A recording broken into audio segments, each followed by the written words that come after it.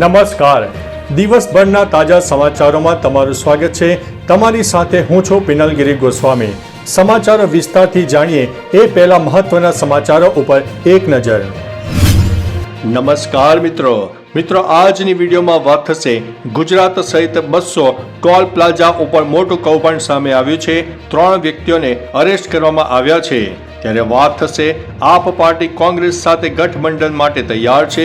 ત્યારે વાત થશે અમદાવાદની દીકરી શ્રેયાંશ્રીએ 11 ગોલ્ડ મેડલ મેળવ્યા છે। ત્યારે વાત થશે ગુજરાતમાં હાલ દત્તક લેવાના પ્રમાણમાં 10માંથી 6 દીકરીઓ સામે આવી છે। ત્યારે વાત થશે મધ્યપ્રદેશના 17 ધાર્મિક શહેરોમાં દારૂબંધી। ત્યારે વાત થશે સિગારેટ છોડવા માટે માથામાં પાંજરું પહેર્યું। ત્યારે વાત થશે 1 કરોડની લૂંટનો ભેદ અંકે ઉકેલાયો છે। વાત છે ખેડા અમદાવાદ રોડની। ત્યારે આગળ વાત થશે ગુજરાતના પાડોશી રાજ્યના 17 શહેરોમાં દારૂબંધી ફરમાવવામાં આવી છે।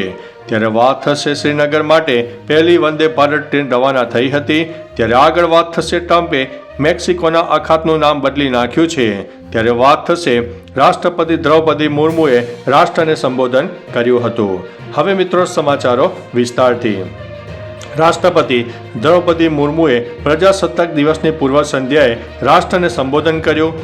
રાષ્ટ્રપતિ ભવનના જણાવ્યા અનુસાર આ સંબોધન ઓલ ઇન્ડિયા રેડિયોના તમામ રાષ્ટ્રીય નેટવર્ક અને દૂરદર્શનની તમામ ચેનલો પર સાંજે 7 વાગ્યે હિન્દીમાં પ્રસારિત કરવામાં આવ્યું હતું। ત્યારબાદ તેનું અંગ્રેજીમાં પ્રસારણ કરવામાં આવ્યું હતું। મિત્રો, અન્ય મહત્વના સમાચારની વાત કરીએ તો ટ્રમ્પે મેક્સિકોના અખાતનું નામ બદલી નાખ્યું છે। અમેરિકાના રાષ્ટ્રપતિ ડોનાલ્ડ ટ્રમ્પે મેક્સિકોના અખાતનું નામ બદલીને અમેરિકાનો અખાત કરી દીધું છે। મેક્સિકોનો અખાત 400 વર્ષથી આ નામથી ઓળખાય છે। તેનું નામ મેક્સિકોના એક મૂળ અમેરિકન શહેર પરથી પડ્યું હતું। મેક્સિકન રાષ્ટ્રપતિ ક્લાઉડિયા શેનબાઉમે ટ્રમ્પ વહીવટીતંત્રના નિર્ણયની મજાક ઉડાવી અને ઉત્તર અમેરિકાનું નામ બદલવાનો પ્રસ્તાવ મૂક્યો। કહ્યું કે ખંડને અમેરિકા મેક્સિકો કહેવો જોઈએ। મિત્રો, અન્ય મહત્વના સમાચારની વાત કરીએ તો શ્રીનગર માટે પહેલી વંદે ભારત ટ્રેન રવાના। આખરે લાંબી રાહનો અંત આવી ગયો છે। જમ્મુ અને શ્રીનગરને જોડતી દેશની પ્રથમ semi high speed Vande Bharat express સવારે 8:10 કટારાથી શ્રીનગર માટે રવાના થઈ હતી। આ ટ્રેન જમ્મુથી શ્રીનગર વચ્ચે 160 કિલોમીટર પ્રતિ કલાકની મહત્તમ ઝડપે દોડી હતી। આ ટ્રેન કટારાથી શ્રીનગરનું 190 કિલોમીટરનું અંતર ફક્ત 3 કલાકમાં કાપ્યું હતું। આ ટ્રેન શરૂ થતાં મુસાફરોએ ખુશી વ્યક્ત કરી છે। મિત્રો, અન્ય મહત્વના સમાચારની વાત કરીએ તો ગુજરાતના પડોશી રાજ્યના 17 શહેરોમાં દારૂબંધી। મધ્યપ્રદેશ સરકારે અડધો રાજ્યમાં દારૂબંધી લાદવાનો નિર્ણય કર્યો છે। મુખ્યમંત્રી મોહન યાદવના નેતૃત્વ હેઠળની રાજ્ય સરકારે રાજ્યના 17 પવિત્ર શહેરોમાં દારૂબંધી પર લગામ આપી દીધી છે। ત્યારે આ નિર્ણય બાદ ઉજ્જૈન, જબલપુર, મંદસોર સહિતના 17 શહેરોમાં દારૂ પર પ્રતિબંધ ફરમાવવામાં આવ્યો છે। મિત્રો, અન્ય મહત્વના સમાચારની વાત કરીએ તો 1 કરોડની લૂંટનો ભેદ ઉકેલાયો છે। ખેડા અમદાવાદ રોડ પર થયેલા 1 કરોડની લૂંટ મામલે પોલીસને મોટી સફળતા મેળવી છે। 1 કરોડની ટીપ આપનારો આરોપી પણ હવે ઝડપાયો છે। આ મોટા લૂંટકાંડમાં ખેડા પોલીસે 3 આરોપીઓની ધરપકડ કરી છે। લૂંટ બાદ રૂપિયા પોતાની પાસે રાખનારા 2 આરોપી પણ ઝડપાઈ ચૂક્યા છે। આ સાથે પોલીસે લૂંટમાં વપરાયેલી ઇકો કાર, 1 ટુ વ્હીલર અને 68.3 લાખની રોકડ જપ્ત કરી છે અને આગળની કાર્યવાહી હાથ ધરી છે। મિત્રો, અન્ય મહત્વના સમાચારની વાત કરીએ તો સિગારેટ છોડવા માથામાં પિંજરું પહેર્યું। તુર્કીમાં એક વ્યક્તિએ સિગારેટ છોડવા માટે એક અનોખી રીત અપનાવી છે। 54 વર્ષીય ઇબ્રાહિમ યુસેલે પોતાને માથાને પાંજરામાં બંધ કરી દીધું છે, જેની ચાવી પત્ની કે પુત્રી પાસે રહે છે। આ પાંજરું ફક્ત જમવા માટે ખુલે છે। માથામાં પાંજરું પહેરેલા આ વ્યક્તિના ફોટા સોશિયલ મીડિયા પર વાયરલ થઈ રહ્યા છે। લોકો કહી રહ્યા છે કે આ રસ્તો અપનાવવા જેવો તો ખરો। મિત્રો, અન્ય મહત્વના સમાચારની વાત કરીએ તો મધ્યપ્રદેશના 17 ધાર્મિક શહેરોમાં દારૂબંધી।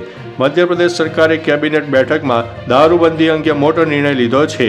સીએમ મોહને કહ્યું છે કે ઉજ્જૈન, મંદસોર, અમરકંટક, ઓમકારેશ્વર અને દતિયા સહિત રાજ્યના 17 ધાર્મિક શહેરોમાં દારૂ પર પ્રતિબંધ મૂકવાનો નિર્ણય લેવામાં આવ્યો છે। મુખ્યમંત્રીએ એમ પણ કહ્યું છે કે આ દારૂની દુકાનો બીજી જગ્યાએ ખસેડવામાં આવશે નહીં, પરંતુ આ દુકાનો કાયમ માટે બંધ રહેશે। મિત્રો, અન્ય મહત્વના સમાચારની વાત કરીએ તો ગુજરાતમાં હાલ દત્તક લેવાના પ્રમાણમાં 10માંથી 6 દીકરીઓ। ગઈકાલે નેશનલ ગર્લ ચાઇલ્ડ ડે હતો ત્યારે ગુજરાતમાં હાલ દત્તક લેવાના પ્રમાણમાં 10માંથી 6 દીકરીઓ છે તેવી માહિતી સામે આવી છે. દીકરી એટલે કે સાપનો ભારો એવી અત્યંત રૂઢિચુસ્ત અને અત્યંત નિમ્ન કક્ષાની માનસિકતામાંથી સમાજ બહાર આવી રહ્યો છે. જોકે ગુજરાતમાં હાલ દત્તક લેવાના પ્રમાણમાં 10માંથી 6 દીકરીઓ હોય છે, જેમાં દત્તક લેવામાં દીકરી જ માતા પિતાની પહેલી પસંદ બની છે. મિત્રો, અન્ય મહત્વના સમાચારની વાત કરીએ તો અમદાવાદની દીકરી શ્રેયાંશીએ 11 ગોલ્ડ મેડલ મેળવ્યા છે. શ્રેયાંશીના લગ્ન થઈ ગયા છે અને લગ્ન બાદ પણ તેઓ અભ્યાસ ચાલુ રાખ્યો. અભ્યાસમાં ટોપ થવાની સાથે આ શ્રેયાંશીએ 1, 2 નહીં પરંતુ પૂરા 11 જેટલા ગોલ્ડ મેડલ મેળવ્યા સાથે પરિવારનું ગૌરવ વધાર્યું. રાજ્યની સૌથી મોટી એવી ગુજરાત યુનિવર્સિટીના 73મા પદવીદાન સમારોહમાં કુલ 46,131 વિદ્યાર્થીઓને પદવી એનાયત કરવામાં આવી હતી, જેમાંથી 240 વિદ્યાર્થીઓને મુખ્ય મહેમાનના હાથે ગોલ્ડ મેડલ આપવામાં આવ્યા હતા. મિત્રો, અન્ય મહત્વના સમાચારની વાત કરીએ તો આપ પાર્ટી કોંગ્રેસ સાથે ગઠબંધન માટે તૈયાર છે. આગામી સમયમાં યોજાનારી સ્થાનિક સ્વરાજ્યની ચૂંટણીને લઈને હિલચાલ ચાલી રહી છે. જૂનાગઢમાં આપ પાર્ટીએ કોંગ્રેસ સાથે ગઠબંધન માટે તૈયારી દર્શાવી છે. આપના નેતા પિયુષ પરમારે કોંગ્રેસ સાથે ગઠબંધન કરવાની તૈયારી દર્શાવી છે. તેઓએ કહ્યું છે કે પાર્ટીનું મુખ્ય લક્ષ્ય ભાજપને હટાવવાનું છે અને આ માટે જનતાના હિતમાં કોંગ્રેસ સાથે મળીને લડત આપવા તૈયાર છે. મિત્રો, અન્ય મહત્વના સમાચારની વાત કરીએ તો ગુજરાત સહિત 200 ટોલ પ્લાઝા ઉપર કૌભાંડ. દેશભરમાં 200થી વધારે ટોલ પ્લાઝા પર સોફ્ટવેર દ્વારા કરોડો રૂપિયાના કૌભાંડનો ઘટસ્ફોટ થયો છે. આ કૌભાંડ આચરનારા 3 લોકોની STFના વારાણસી અને લખનઉ યુનિટે ધરપકડ કરી છે. મિર્ઝાપુરના લાલગંજ સ્થિત અતરલ્લા ટોલ પ્લાઝા પર દરોડા પાડીને આ આરોપીને ઝડપી પાડ્યા હતા. આરોપીએ ગુજરાત સહિત અનેક રાજ્યોમાં આ પ્રકારનું કૌભાંડ આચરીને નેશનલ હાઈવે ઓથોરિટી ઓફ ઇન્ડિયાને કરોડો રૂપિયાનું નુકસાન પહોંચાડ્યું છે. તો ચાલો મિત્રો, ફરીથી દેશ અને દુનિયાના સુપરફાસ્ટ સમાચાર લઈને મળતા રહીશું. ત્યાં સુધી અમને રજા આપશો. નમસ્તે.